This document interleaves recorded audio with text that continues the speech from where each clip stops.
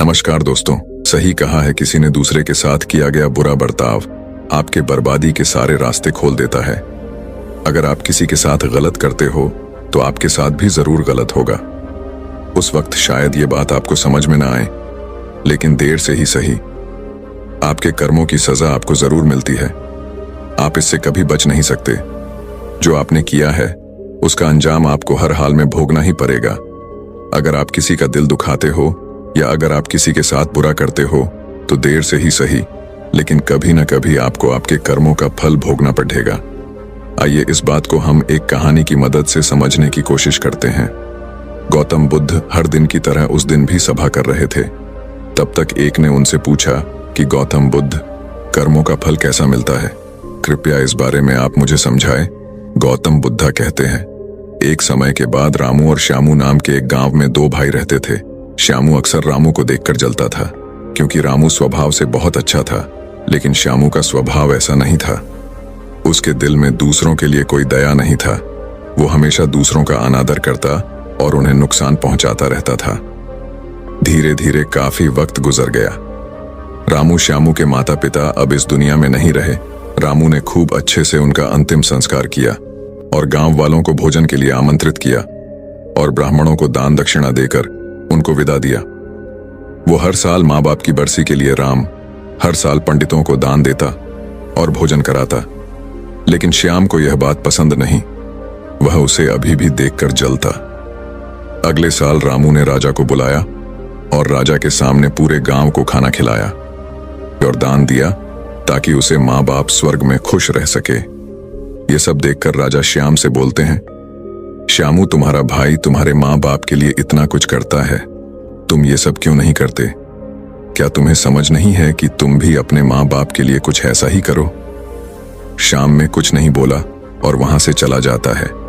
वो इस बात को लेकर गुस्सा होता है कि आज रामू की वजह से उसकी राजा ने बेइज्जती कर दी।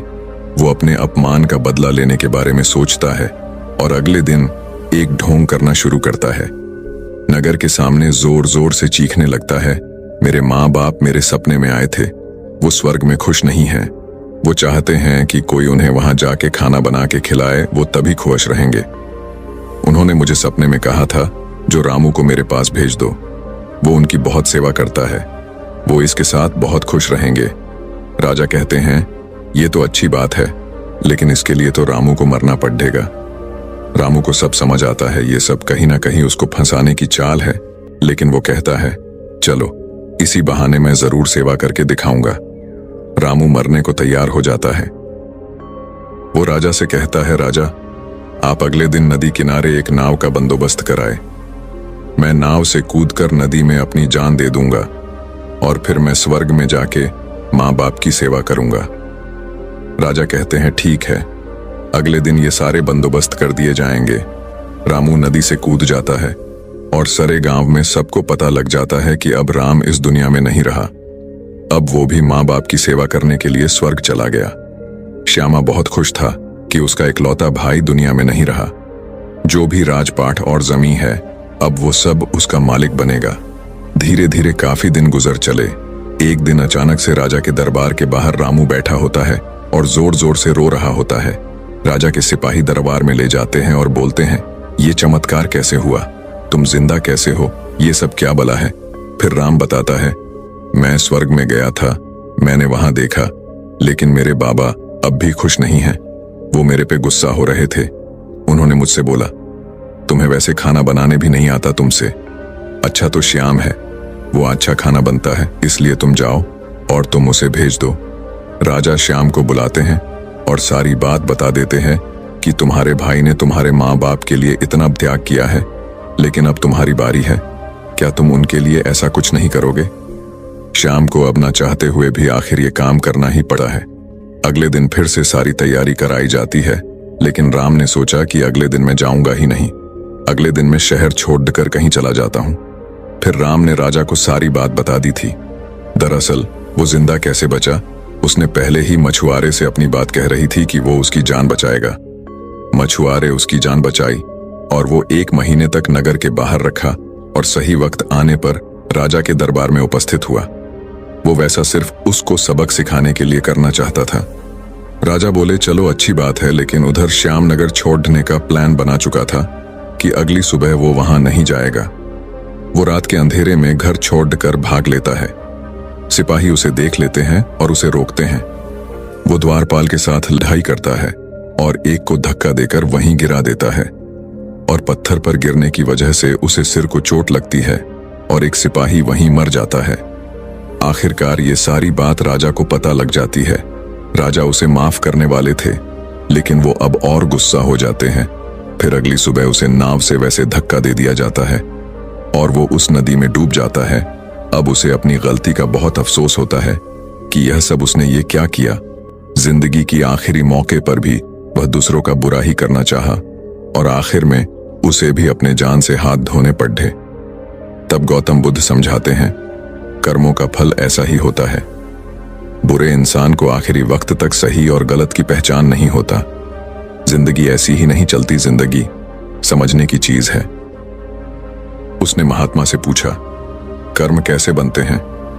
फिर महात्मा ने बोला, अच्छे कर्म के बनने से पहले हमें इस पर ध्यान देने की जरूरत है कि आखिर अच्छे कर्मों बनने का सबसे पहला पड़ाव क्या है। मनुष्य के द्वारा किए जाने वाले सभी कर्म उसके विचारों से निर्मित होते हैं। हमारी सकारात्मक या नकारात्मक सोच विचारों को जन्म देती है और वही विचार कर्म बनते हैं। इस तरह सोच सकारात्मक होने पर ही अच्छे कर्मों का निर्धारण हो सकता है। उसने फिर महात्मा से पूछा, पाप का फल कब मिलता है? फिर महात्मा ने बोला, पाप का फल किए गए कर्म पर निर्भर करता है। यदि आपके द्वारा किए गए कार्य बुरे हैं और वो अच्छे कर्मों की तुलना में अधिक है, तो इसका फल आपको अगले जन्म में भोगना पड़ेगा। यदि बुरे कर्म कम है तो इसका भुगतान आपको इसी जन्म में करना होगा। इस प्रकार यह चक्र चलता रहता है। जब तुम जिंदगी को समझते हो तब तुम खुद को समझ पाते हो। तुम तभी देखोगे कि इस दुनिया में जितने भी जीव जंतु, पेड़ पौधे हैं, सब तुमसे जुड़े हैं। उनकी रक्षा करना, उनके बारे में अच्छा सोचना और उनका भला करना भी तुम्हारी जिम्मेदारी है। जब तुम दूसरों के लिए अच्छा करते हो तो बदले में तुम्हारे लिए भी अच्छा होता है। लेकिन जब तुम किसी दूसरे का बुरा करते हो और तुम्हें लगता है कि तुम्हारे साथ बुरा नहीं होगा, और हो सकता है कि शायद उस वक्त तुम्हारे साथ बुरा ना भी हो, लेकिन ऐसा कुछ नहीं, कभी ना कभी तुमको उसका हर्जाना भुगतना ही पड़ता है। इसीलिए तुम्हें यहाँ पे किसी का बुरा करने का कोई हक नहीं है। तुम्हें यहाँ पे किसी के साथ गलत व्यवहार करने का कोई हक नहीं है, क्योंकि कर्मों का फल कभी ना कभी मिलता ही है। बाकी अगर ये कहानी आपको अच्छी लगी हो तो इस वीडियो को लाइक करें और ऐसी और कहानी सुनने के लिए सब्सक्राइब करें। तब तक मिलते हैं हम आपसे ऐसी ही एक और प्रेरणादायक कहानी के साथ अगले दिन। धन्यवाद।